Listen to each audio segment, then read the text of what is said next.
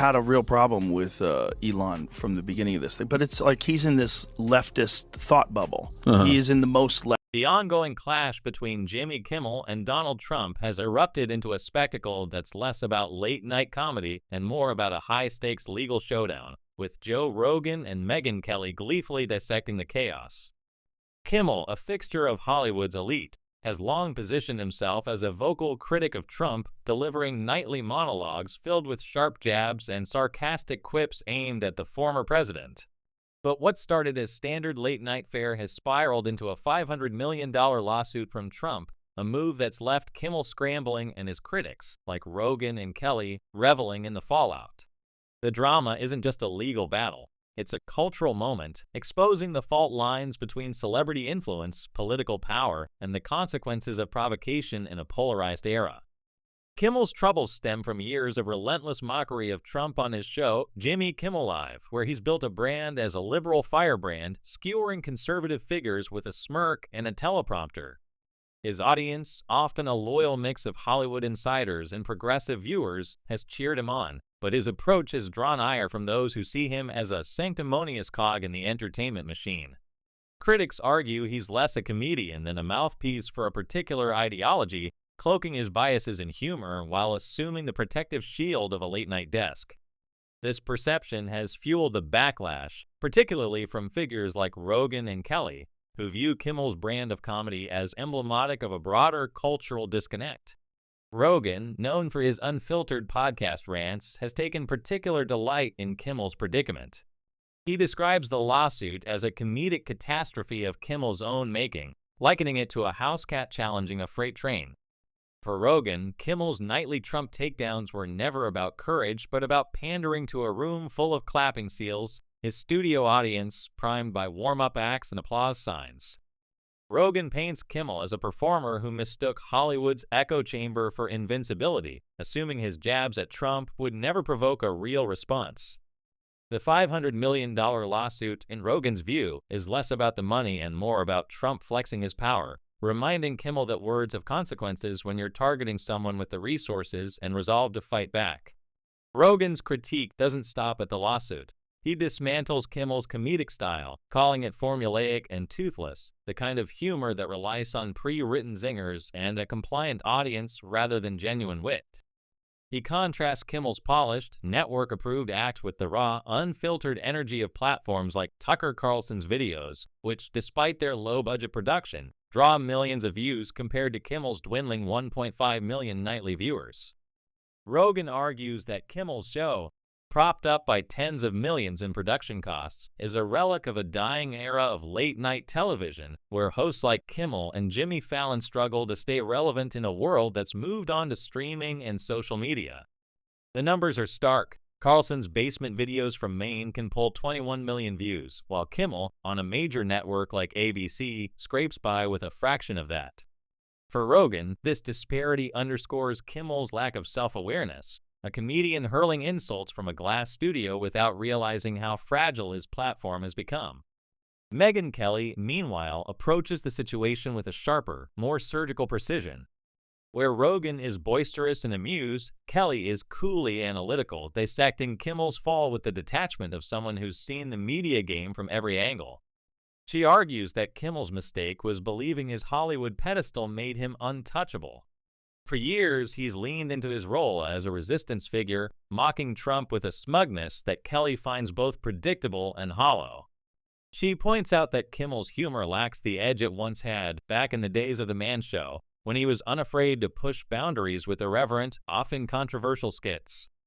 That version of Kimmel, she says, has been replaced by a corporate-approved caricature, a host who trades in safe sarcasm while pretending it's revolutionary. Kelly sees the lawsuit as a kind of karmic justice, a consequence of Kimmel's failure to recognize the limits of his platform. She describes him as a jester who forgot the king could strike back, and now that Trump has unleashed his legal team, Kimmel's left exposed, his carefully curated image of fearless comedy crumbling under the weight of a $500 million claim. Kelly doesn't buy the narrative that this is about free speech. To her, it's about accountability. Kimmel's nightly Trump jabs weren't brave. They were low-risk, crowd-pleasing shots fired from the safety of a network studio. When those shots finally drew blood, she says, Kimmel shouldn't be surprised that the target fired back with something far more substantial than a tweet.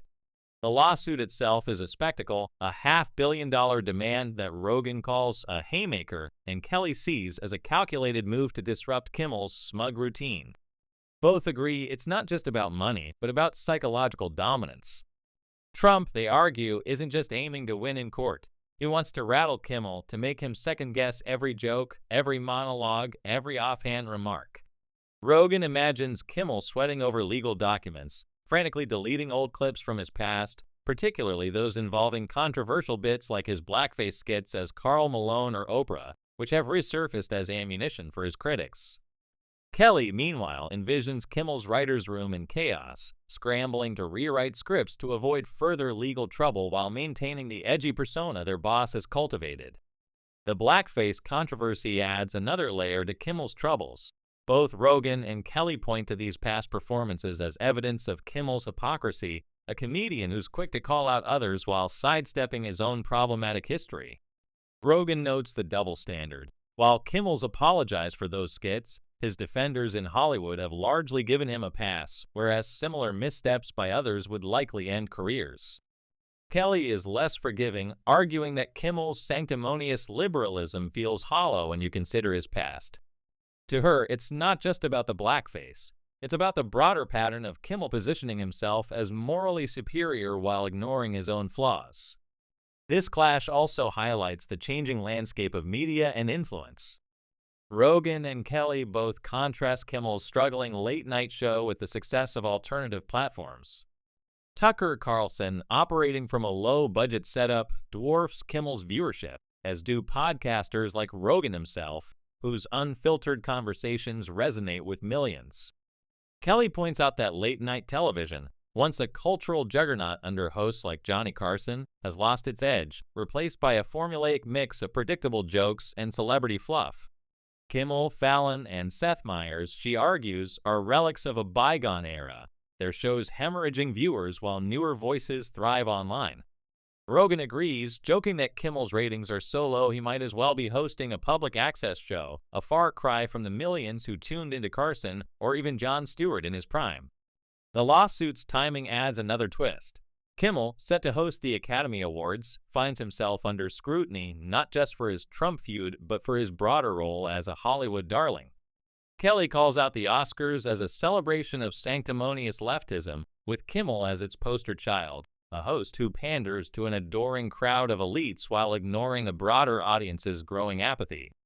Rogan finds the irony delicious. Kimmel, who's made a career mocking Trump, now faces the kind of attention he's always craved, but in the form of a legal sledgehammer rather than applause. Both see this as a moment of reckoning, not just for Kimmel, but for the entire late-night model, which they argue has become creatively stagnant and out of touch. As the saga unfolds, Rogan and Kelly revel in the absurdity. Rogan can't stop laughing at the mental image of Kimmel, once the cocky comedian, now reduced to a nervous wreck, checking his mentions for legal threats instead of laughs. Kelly, meanwhile, sees it as a lesson in hubris, a reminder that even the most insulated celebrities aren't immune to consequences. They both agree that Kimmel's biggest mistake was underestimating Trump, assuming the former president would just absorb the punches without retaliating.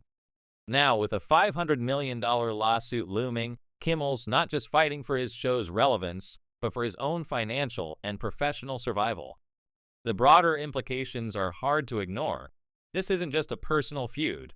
It's a clash of worlds, Hollywood's self-congratulatory bubble versus the raw, unpredictable power of a figure like Trump who thrives on disruption.